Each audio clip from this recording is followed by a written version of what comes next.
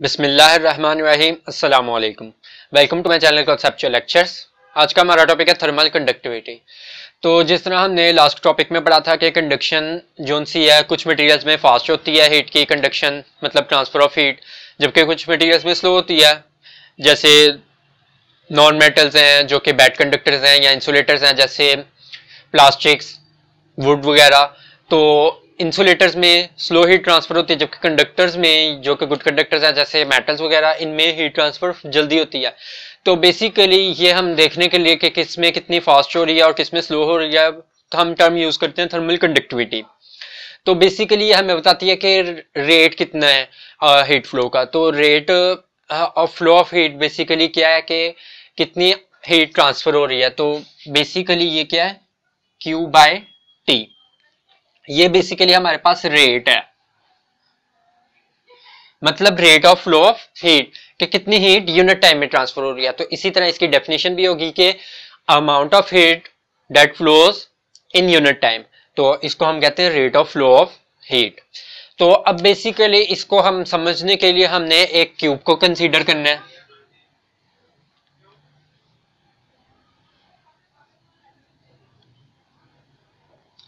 अब इसके opposite faces हैं, इसकी लेंथ L है और इसके ऑपोजिट फेसिस का क्रॉस सेक्शनल एरिया A है, और इसका फॉर एग्जांपल टेम्परेचर T1 है और इसका टेम्परेचर T2 है। तो ये दो ऑपोजिट एंड्स या ऑपोजिट जो फेसिस हैं, इस फेस का टेम्परेचर T1 है और इस फेस का टेम्परेचर T2 है। अब फॉर एग्जांपल यहां से यहां ने इस पॉइंट, इस फेस से इस फेस तक हीट ने ट्रांसफर होना है। तो ये हीट को ट्रांसफर होने में, फ्लो होने में कितना टाइम लगता है, कितनी हीट यूनिट टाइम में फ्लो कर रही है, ये rate of flow of heat है, या फिर ट्रांसफर ऑफ हीट जो कि मतलब Q बाय टी है, जो कि रेट हमें बताती है, rate of flow of heat है। अब बेसिकली ये तीन फैक्टर्स पे डिपेंड करती है। सबसे पहला फैक्टर है हमारे पास एरिया, क्रॉस सेक्शनल एरिया।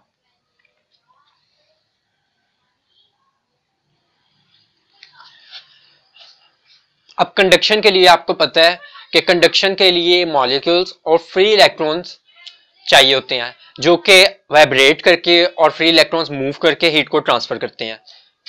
हमने पढ़ा था कि किसी भी सॉलिड में मॉलिक्यूल्स होते हैं जो कि हीट को फ्लो करवाते हैं। जो अब जितने ज्यादा मॉलिक्यूल्स होंगे, फ्री इलेक्ट्रॉन्स होंगे, उतनी ज्यादा हीट ट्रांसफर होगी। तो बेसिकली एरिया जितना ज्यादा होगा उतने ज्यादा मॉलिक्यूल्स आ जाएंगे। अब ये हम एरिया ज्यादा कर लेंगे तो इसमें मॉलिक्यूल्स भी ज्यादा आ जाएंगे और हीट ट्रांसफर भी ज्यादा हो जाएगी। तो इससे ये मतलब है कि जितना ज्यादा एरिया होगा उतने ज्यादा हीट ट्रांसफर होगी। तो एरिया जोन है इसके डायरेक्टली प्रोपोर्शनल हो गया। सेकेंड टर्म है हमारे पास लेंथ।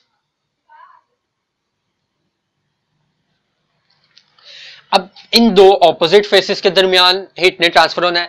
अब ये क्यूब की लेंथ जितनी ज्यादा होगी, तो आप लोग खुद भी अंदाजा लगा सकते हैं कि जितनी ज्यादा लेंथ होगी उतना ज्यादा टाइम लगेगा हीट को फ्लो करने में, जितनी कम लेंथ होगी उतना कम टाइम लगेगा हीट को फ्लो होने में। तो अब जो लेंथ है जितनी ज्यादा होगी, फ्लो ऑफ हीट जो सी उतनी कम लगेगी, और अगर लेंथ जो सी है वो कम होगी तो ट्रांसफर ऑफ हीट भी ज्यादा होगी।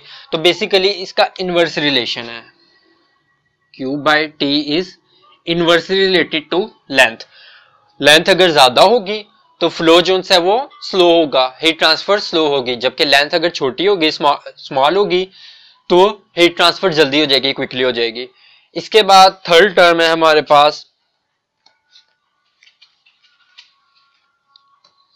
थर्ड फैक्टर इसके बाद है हमारे पास डिफरेंस ऑफ टेम्परेचर। मतलब ये T1 और T2 के दरमियान जो डिफरेंस है डेल्टा T, इसका क्या है, डिफरेंस ऑफ टेम्परेचर या डेल्टा T। अब बेसिकली डिफरेंस ऑफ टेम्परेचर क्या है कि इसका टेम्परेचर फॉर एग्जांपल 25 है और इसका टेम्परेचर 35 है। तो डिफरेंस ऑफ टेम्परेचर क्या आया हमारे पास, 10।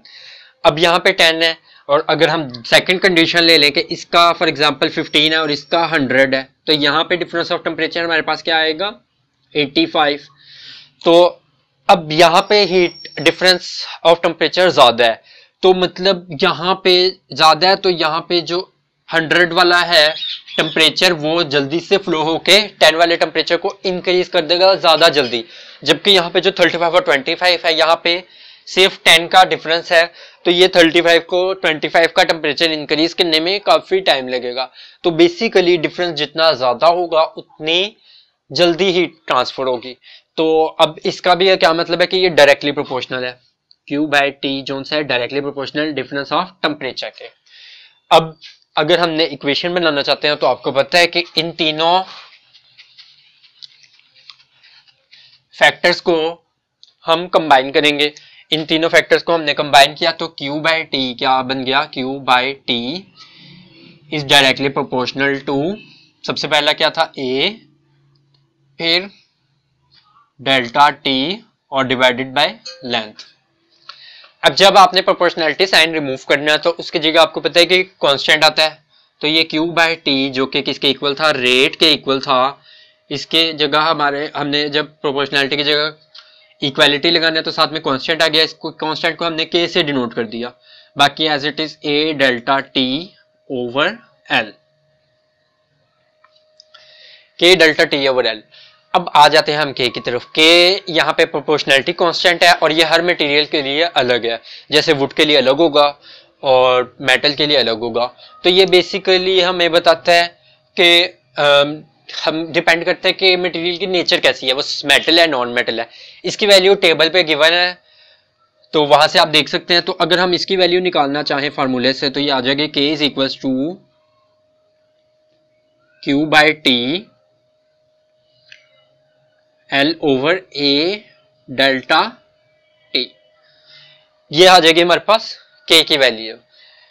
इसके बाद हमारे पास है थर्मल कंडक्टिविटी की डेफिनेशन कि थर्मल कंडक्टिविटी ये जैसे K की वैल्यू हमारे पास टेबल में गिवन है, तो ये बेसिकली होती क्या है कि rate of flow of heat across the opposite ends.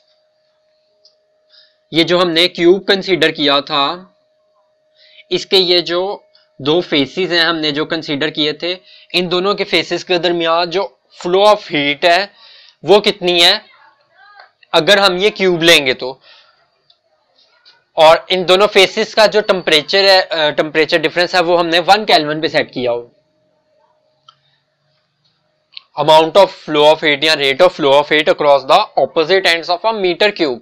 इस मीटर क्यूब में कितने ये ऑपोजिट फेसेस के दरमियान कितनी हीट फ्लो हो रही है, कितने रेट से फ्लो हो रही है अगर हम इन दोनों फेसेस का डिफरेंस टेम्परेचर का जो है वो 1 केल्विन रखें। इसको हम थर्मल कंडक्टिविटी कहते हैं कि कोई भी क्यूब में जो ऑपोजिट फेसेस है उनका डिफरेंस ऑफ टेम्परेचर 1 केल्विन जब हम सेट करें तो कितनी हीट वो ट्रांसफर हो रही है या कितने रेट से ट्रांसफर हो रही है, इसको हम कहते हैं थर्मल कंडक्टिविटी। तो ये इसकी डेफिनेशन थी। तो ये छोटा सा टॉपिक था जिसमें 3 फैक्टर्स पे ये डिपेंड कर रही थी, और ये हम इसलिए पढ़ते हैं कि हम देख सकें कि कितने रेट से हीट फ्लो हो रही है किसी भी मटेरियल में से। उम्मीद है आपको पसंद आया होगा, अच्छी लगी होगी वीडियो और समझ भी आ गई होगी। मजीद इसी तरह की शॉर्ट वीडियोस के लिए मेरा चैनल सब्सक्राइब कर दें। Thank you so much.